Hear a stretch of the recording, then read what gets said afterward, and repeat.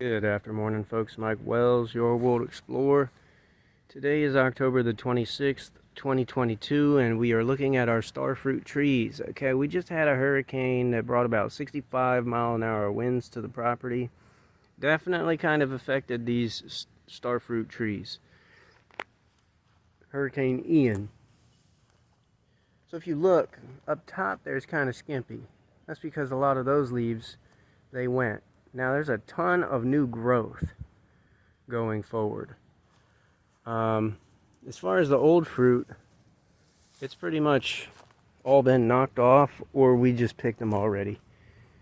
Now I want you folks to understand something about the starfruit tree. It is a very resilient, oh look at that, there's some fruit right there I didn't even know about.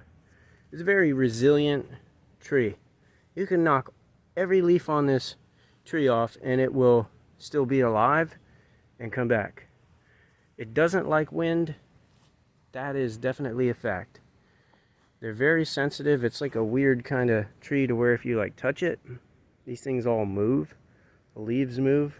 It's like one of those kinds of trees. So yeah, definitely very sensitive to wind. And oh wow, there are a bunch of fruit. Look at that. That's insane. Look at all those starfruit. They're green as green gets.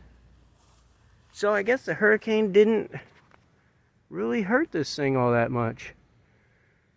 Well, that's amazing. I think we're learning together what we can expect as far as the resiliency of a starfruit tree goes. Folks, thanks for watching. Don't forget to like and subscribe, as that helps the channel grow. And stay tuned, because I will keep you updated on the progress of these starfruit trees. Have a great day.